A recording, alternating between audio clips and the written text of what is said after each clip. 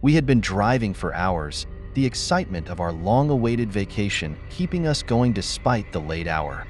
As we passed through a small town, my boyfriend suggested we stop for the night. "It's already dark," he said. "Maybe we should just rest and continue in the morning." But I was too anxious, too eager to reach our destination. I didn't want to waste any more time. We found a little diner on the side of the road and decided to grab something to eat before pushing on. The place was quiet, with just a few locals scattered around. The woman behind the counter smiled warmly as she took our order, but I noticed something in her eyes, a hint of concern. "Are you two just passing through?" she asked as she handed us our food. "Yeah," I said. "We're heading further up the road. Just stopped for a quick bite." She hesitated for a moment, like she wanted to say something else but decided against it. Instead, she just smiled and nodded. "Well, be careful out there. It's late, and these roads can get strange." We laughed it off, thinking she was just another superstitious local. We finished our meal, thanked her, and got back on the road. I didn't know it then, but that would be the last time I felt safe for the rest of the night. This version introduces subtle unease and sets up the tension for what's to come. The road out of town was eerily quiet, with barely any cars passing by. It felt like we were the only ones left awake in the world. As the darkness closed in around us, I started to feel uneasy.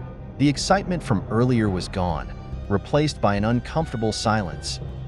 Out of nowhere, we heard a loud thud against the side of the car. My boyfriend and I exchanged confused glances. Another thud, then another. It sounded like someone was throwing rocks at us. "What the hell?" he muttered, pulling the car to the side of the road. We both got out, expecting to see some kids messing around. But there was no one, just open fields and a few sparse trees. The moon was barely visible, casting long shadows that made everything feel off. We walked around the car, checking the ground for any sign of where the rocks might have come from, but there was nothing, not a single person in sight. I couldn't shake the feeling that we were being watched, though, that something was out there just beyond the trees, waiting. As we got back into the car, another stone hit the window, louder this time. My heart started to race, and I could tell my boyfriend was just as unsettled as I was. He slammed the door shut and turned the key in the ignition, but I couldn't shake the growing sense of dread. Something wasn't right. This part builds the tension and introduces the first unsettling, unexplained event. We rushed back to the car, hearts pounding, but before we could even close the doors, another rock hit the hood with a loud thud. My boyfriend swore under his breath as he looked around, trying to find the source, but there was no one. No movement, no sound, just the vast, empty road stretching ahead of us. The rocks kept coming, one after another, hitting the car from every direction. I couldn't understand it. We were in the middle of nowhere, and the area was so open. There was nowhere for anyone to hide. My chest tightened as the fear began to take hold. This wasn't just some prank. This was something else. "Let's go," I urged, my voice shaking as I glanced out the window, scanning the darkness for any sign of life. But there was nothing. Nothing except the unsettling feeling that we weren't alone, that something was watching us, waiting for us to make a move. My boyfriend tried to stay calm, gripping the steering wheel as he turned the key in the ignition again. The car sputtered but didn't start. Panic flared inside me. We needed to get out of here now, but the rocks kept hitting, the rhythm of their impacts growing more violent, like whatever, or whoever, was out there wanted us to stay. I could feel eyes on me, a presence just beyond the reach of the headlights. It was as if the darkness itself was alive, closing in on us, and no matter how hard I tried to rationalize it, I knew deep down this wasn't normal. This wasn't human. This section heightens the tension and builds the panic as the couple begins to realize the threat isn't natural or explainable. Just as my boyfriend turned the key for the third time, the engine sputtering in protest, I saw it. At first, I thought it was just a shadow, maybe a trick of the headlights, but then it moved. Standing just a few meters from the driver's side window was a figure. My breath caught in my throat as I tried to comprehend what I was looking at. It was tall, impossibly tall, and so thin that it looked almost skeletal. Its skin was pale, almost translucent, and its eyes, there were no eyes. Just dark, hollow sockets staring directly at us. It didn't move, it didn't make a sound, but the air felt heavy, suffocating, as if the presence of this thing was draining the life out of the night itself. "Start the car, please," I whispered, my voice barely audible, my eyes locked on the figure. My boyfriend hadn't seen it yet. He was too focused on the car, but when I gripped his arm, the terror in my touch must have made him look. His gasp told me he saw it too. He twisted the key again, his hands shaking, but the engine failed to turn over. The figure hadn't moved an inch, just stood there, staring. Or at least, I thought it was staring. I could feel its gaze piercing through me, like it could see into my very soul. With one final, desperate twist of the key, the engine roared to life. My boyfriend slammed his foot on the gas, the tires screeching as we sped away. I glanced back, half expecting the figure to be chasing us, but it was still standing there, motionless, watching as we disappeared into the darkness. This section heightens the sense of dread with the appearance of the eerie, skeletal figure, pushing the characters into full panic mode. My heart was pounding so loudly, I could barely hear anything over it. The car sped down the road, the trees and shadows blurring past as we raced to get as far away from that thing as possible. I couldn't bring myself to speak, my throat tight with fear. My hands were shaking uncontrollably, and I could feel the cold sweat dripping down the back of my neck. My boyfriend's grip on the steering wheel was so tight, his knuckles were white. His eyes stayed locked on the road ahead, refusing to glance back, as if looking in the rearview mirror might bring that thing back. I wanted to tell him to drive faster, but the words were stuck in my throat. All I could do was stare straight ahead, praying we would outrun whatever it was we had seen. The road seemed endless, stretching out into the darkness, but finally, the lights of a distant highway appeared. Relief washed over me like a wave, though my body remained tense, as if bracing for something else to happen. We didn't speak for a long time. The silence was deafening, but neither of us wanted to break it.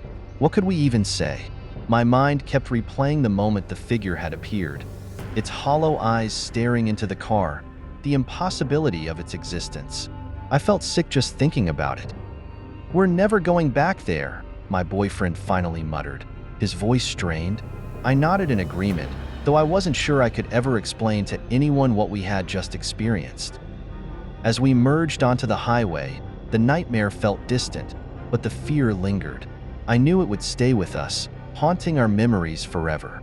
This conclusion solidifies the trauma of the experience, leaving the characters forever marked by their terrifying encounter.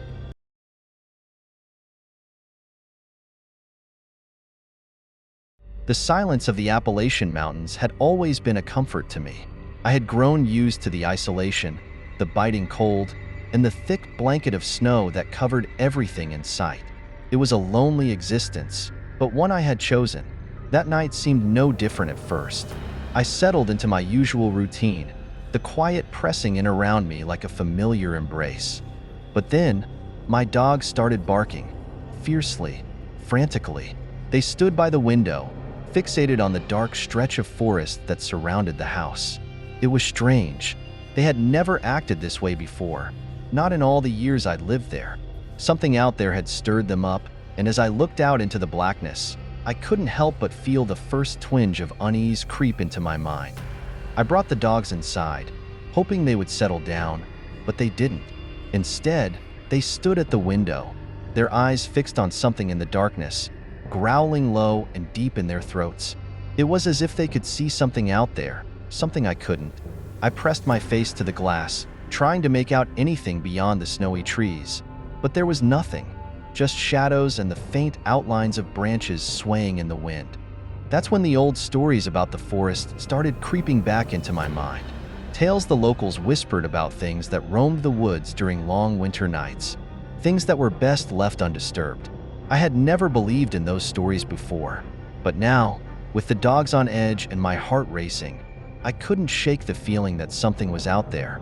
I was about to convince myself it was all in my head when I heard it, heavy footsteps crunching through the snow. Slow, deliberate, moving around the house. My heart stopped and I froze, gripping the wooden handle I kept by the door for protection. Whatever it wasn't small. The thudding of each step echoed, and the weight of it made the ground seem to vibrate beneath my feet.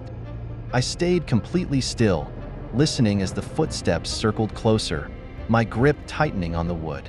The dogs, now silent, stared wide-eyed at the door, their bodies tense. The steps stopped suddenly, right by the window. I didn't dare move. I could feel something out there, just beyond the glass, watching, waiting. The silence that followed was worse than the footsteps. It was as if the entire world had stopped, holding its breath. I could feel it. The thing outside, standing by the window, just watching. My heart pounded in my chest, the kind of fear that makes your blood run cold. I stayed hidden in the bedroom, barely breathing. The dogs pressed close to me. I didn't dare move, afraid that whatever was out there would hear even the faintest sound. The tension was unbearable, like a thick fog suffocating the air around me. I knew it was still there, just on the other side of the wall, and any second now, it could try to get in. Finally, the footsteps started again, this time fading into the distance, back toward the forest. I didn't dare move until I was certain it was gone. My hands were shaking as I reached for the phone, dialing the authorities. I could barely get the words out, my voice trembling with fear. When they arrived, there was nothing. No tracks, no signs of anyone or anything around. They told me it was probably just an animal, but I knew better. Something was out there that night. Something big, something watching.